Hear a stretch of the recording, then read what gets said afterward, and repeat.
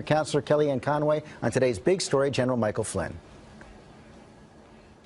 And we are back with Kellyanne Conway, the president's counselor. Kellyanne, thank you for joining us this morning. Of course, the big story today, General Michael Flynn. So the White House was told by the Justice Department last month that Flynn was vulnerable to Russian blackmail, yet he stayed in the job for, 17 days after the warning from the Justice Department. Why? George, the General Flynn continued on the national security team and kept doing the presidential briefings, being on the leader calls. We are aware of the Justice Department opinion, but the fact is that not until yesterday, General Flynn continued in his job, and it became increasingly unsustainable for him. I understand that, but that's my question. The question is why? The White House counsel was told by Sally Yates at the Justice Department that the General Flynn was vulnerable to Russian blackmail. Did the White House counsel tell President Trump that? I don't know the answer to that, and President Trump has asked me to join you today to say that he accepted the resignation of General Flynn, and really the key here in that resignation is very simple. It's that the Vice President, Mike Pence, was misled by General Flynn, or General Flynn could not completely recall what his conversations had been with the Russian ambassador. But Kellyanne, the White House knew that almost 3 weeks ago. They knew that after the Justice Department told the White House counsel, Don McGahn, almost 3 weeks ago that General Flynn had not told the truth about those phone calls and was vulnerable to Russian blackmail.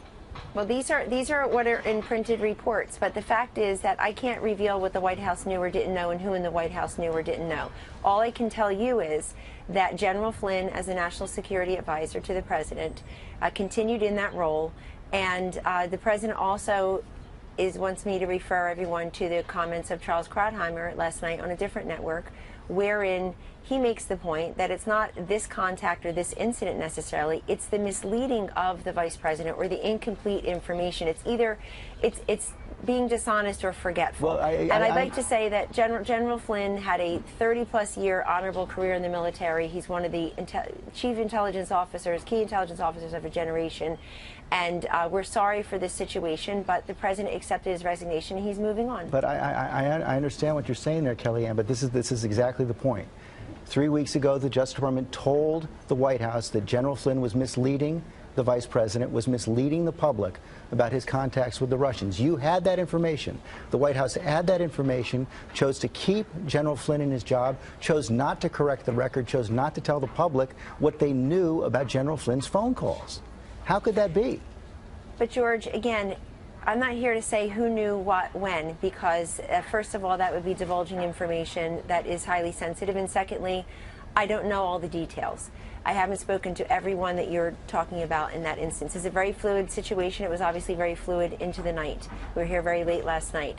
The upshot of it is that General Flynn did have a conversation with Vice President Pence, apart from what you're saying in printed reports, and General Flynn assured Vice President Pence something that turned out to not be true. And that's really the key here. I think that General Flynn, in the end, decided he was a lightning rod. He did not want to be a distraction, and he tendered his resignation last night because what he had provided the vice president either was a product of misleading information or forgetfulness, and neither one was sustainable long term. Kellyanne, I got to get to the bottom of this here. You asked to come on this morning at the president's request. The president wants you to come out and speak for the White House this morning. Do you know if the president was told 3 weeks ago, when Sally Yates told the White House counsel that General Flynn had been compromised, do you know if the president was told that? I do not know that, George. Do you know if the vice president was told that? I do not know that. Do you know why the White House chose not to correct the record for those 3 weeks? Well, again, you're presuming that all the information you have there is completely factual and who knew what when.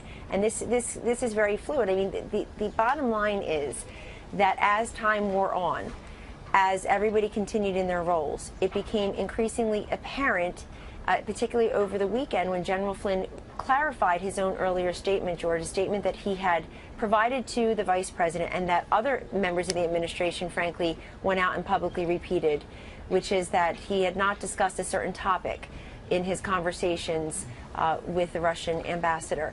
And so when General Flynn clarified those comments that it's possible and he could not recall, that accelerated matters in a way that was different, and that's where we are today.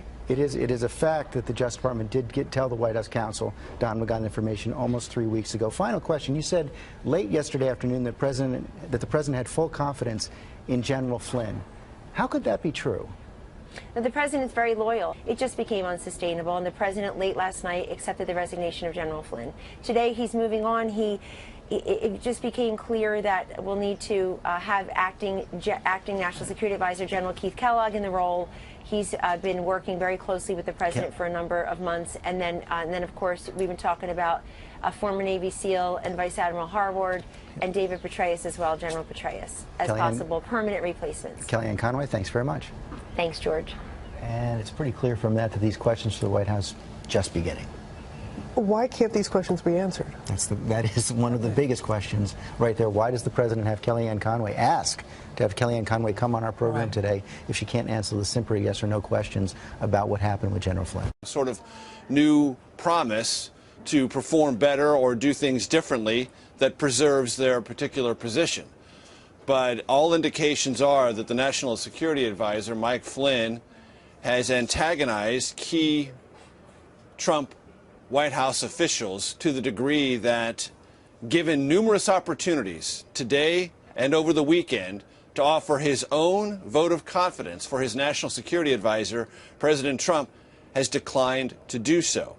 And the brief moment this afternoon when Kellyanne Conway, a counselor of the president, said General Flynn had the full confidence of the president, within less than an hour, the White House completely undercut Conway's statement, obliterating it and questioning her own credibility by saying the president was evaluating Flynn's future. This is after Flynn spent the entire weekend with President Trump at the Winter White House in Mar-a-Lago and had several phone conversations with Vice President Mike Pence. I'm led to believe he attempted to apologize in those conversations, but those attempts did not satisfy Pence. And importantly, they did not satisfy the White House Chief of Staff, Reince Priebus. Those are some of the White House officials very skeptical about the necessity and the usefulness of keeping Flynn in this White House and on this team. For the moment, he is still on the team and still in the White House. But his future appears not murky, Elaine, but very tenuous indeed. Meantime, Major, there are reports that things are extremely tense among members of the National Security Council itself. What do you make of that?